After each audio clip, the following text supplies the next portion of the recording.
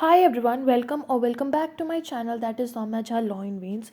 So today we are going to start a new topic, that is interpretation of a specific statutes. Okay, so today we will be starting with Constitution of India. Okay, so आज हम Constitution of India को कैसे कैसे interpret करते हैं और किन चीज़ों से इंटरप्रेट करते हैं वो सारे डॉक्ट्रिन्स देखेंगे, कुछ केस लॉज देखेंगे एंड प्रिएम्बल को कैसे इंटरप्रेट किया गया है वो भी देखेंगे आज.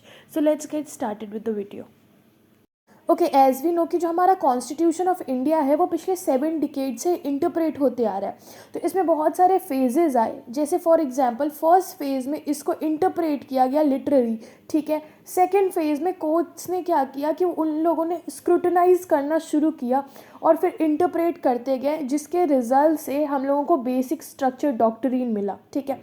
थर्ड फेज़ में क्या हुआ कि जो अपेक्स कोर्ट होती थी वो डिसीजन लेती थी on the basis of fairness. And finally fourth phase में क्या हुआ, जिसको हम करंट फेज़ भी बोलते हैं, एक ट्रांसफॉर्मेटिव मैनर को चूज़ किया गया प्रोविजंस और जितने भी स्टैट्यूट्स हैं उनको इंटरप्रेट करने के लिए. सो ये एक बेसिक इंट्रो था. इसको स्टार्ट करने से पहले जो हमारा आज का टॉपिक है, हम एक बार article 141 of the Indian constitution को रीड करते हैं, विच से that the law declared by the Supreme Court shall be binding on all the courts within the territory of India. Under the Constitution, an individual has access to the Supreme Court for interpretation of the Constitution, and the interpretation given by the Supreme Court is binding on all. And basically जो interpretation दिया गया है Supreme Court के द्वारा वो binding है सारे पे जो कि within the territory of India के ambit के अंदर आते हैं, राइट. अब इसमें ना हम 2-3 डॉक्ट्रिन्स देखते हैं आज. सबसे पहला है हमारा डॉक्ट्रिन ऑफ कलरेबल लेजिस्लेशन, ठीक है.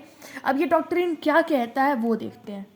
Okay, so doctrine of colourable legislation. Okay, before starting this एक हम एग्जांपल लेते हैं. Let's say if you have a fruit garden, ठीक है, एंड उसके फ्रूट गार्डन के बगल में एक प्ले ग्राउंड है, ठीक है, एंड वहाँ पे कुछ बच्चे खेल रहे हैं.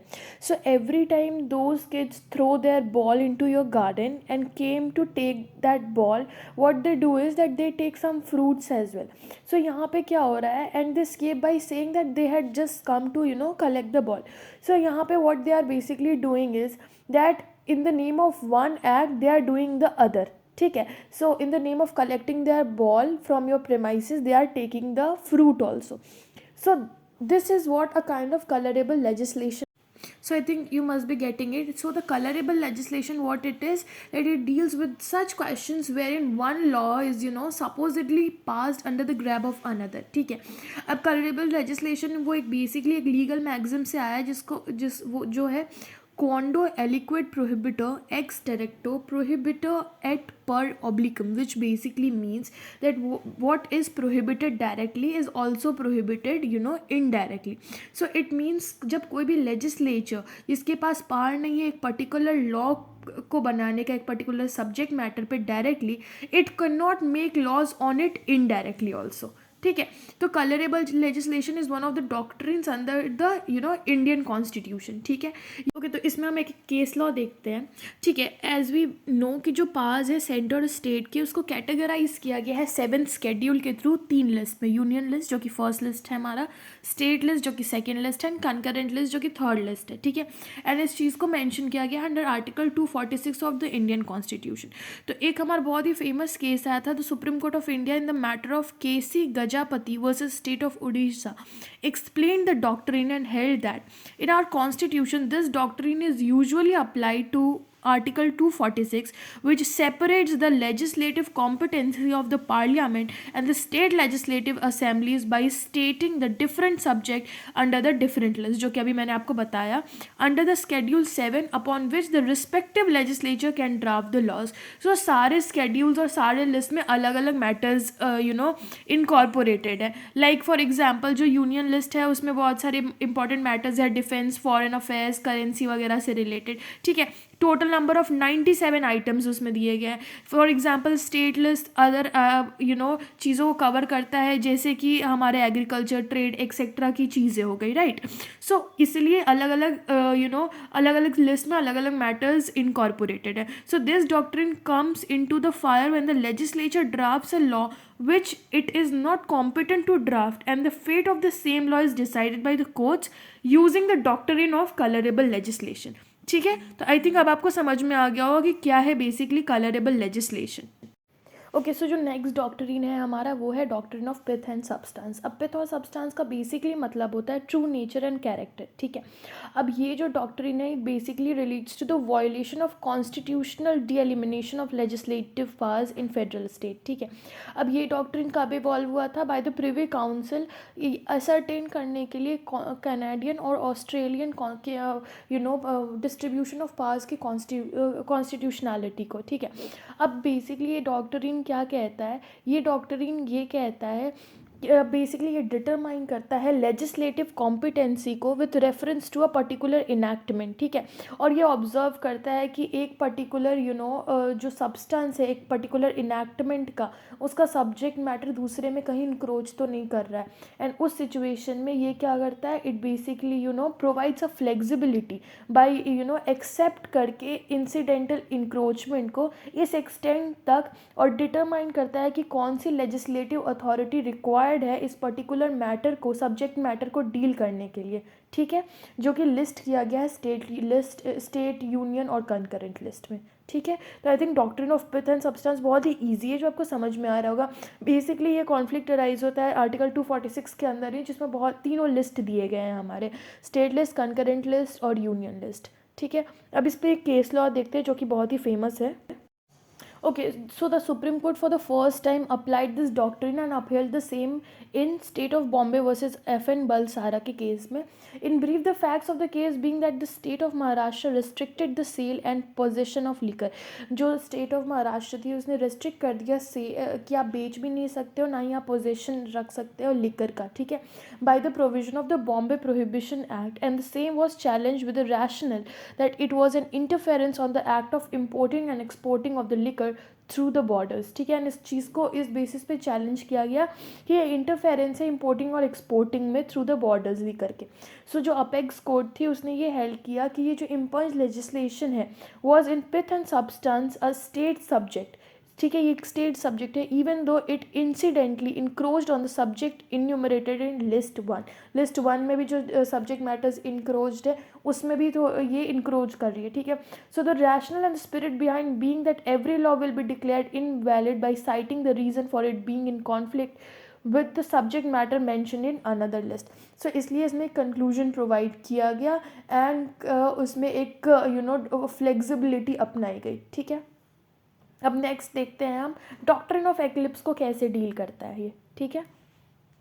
Okay, so now we know doctrine of eclipse क्या है, ठीक है। आर्टिकल 13 के अंदर हमने पढ़ा था, ठीक है, कि डॉक्ट्रिन ऑफ एक्लिप्स सजेस्ट करता है कि कब अगर कोई भी लॉ लेजिस्लेचर के द्वारा बनाया गया है जो कि डेरोगेटरी है हमारे part 3 of the constitution of India के, जो कि हमारा फंडामेंटल राइट है, then that law will be treated as invalid और वो इनऑपरेटिव होगा इस एक्सटेंट तक कि वो जो प्रोविजंस होंगे वो इनकन्सिस्टेंट होंगे फंडामेंटल राइट्स के, ठीक है। आर्टिकल 13 का जो क्लॉज 1 है वो इसी फैक्ट पे एम्फेसाइज करता है कि जो स्टेट है वो ऐसे कोई भी लॉ नहीं बनाएगा जो कि इनकन्सिस्टेंट होगी फंडामेंटल राइट से, ठीक है। एंड उस पर्टिकुलर लॉ को अगर बनती है तो उसको हम वॉइड कर देंगे, ठीक है।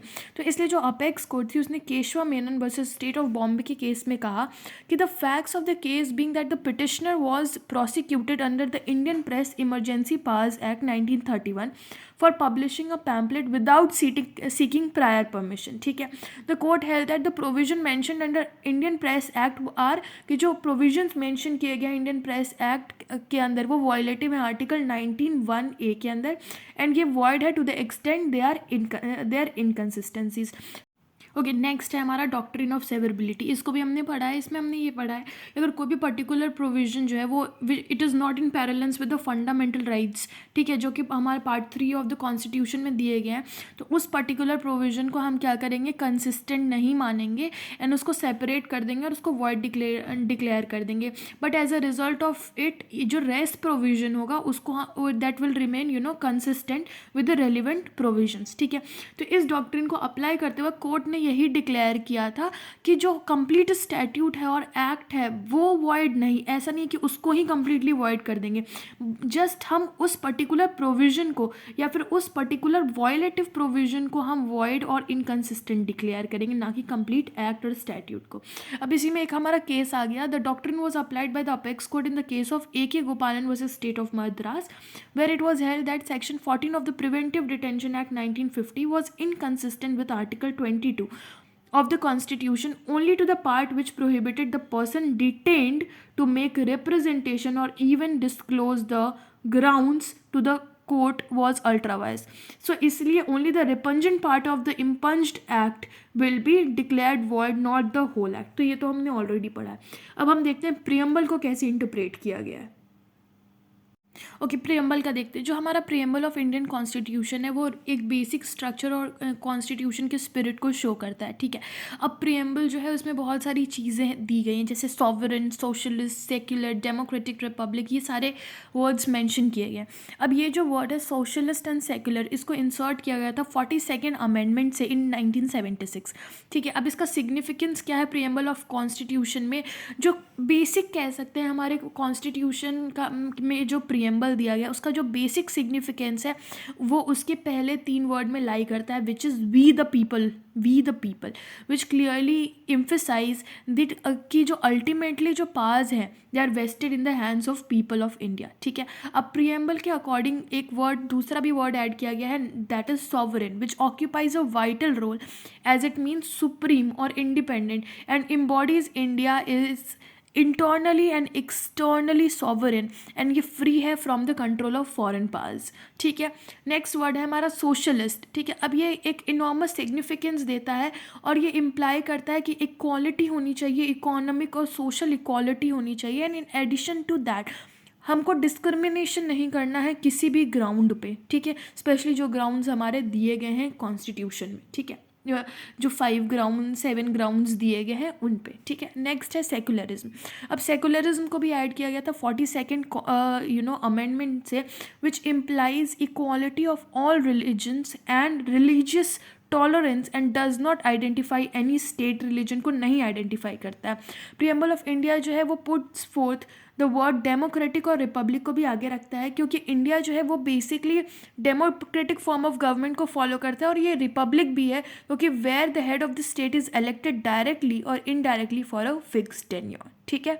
तो ये हमारा सारे वर्ड्स का एक छोटा सा इंटरप्रिटेशन है. ठीक है. सो आई होप हम कैसे इंटरप्रेट कर रहे हैं कॉन्स्टिट्यूशन को वो आपको समझ में आ गया होगा. हमने बहुत सारी चीज़ें आज देखी हैं. So thank you so much for watching this video. Stay tuned, stay safe and stay happy.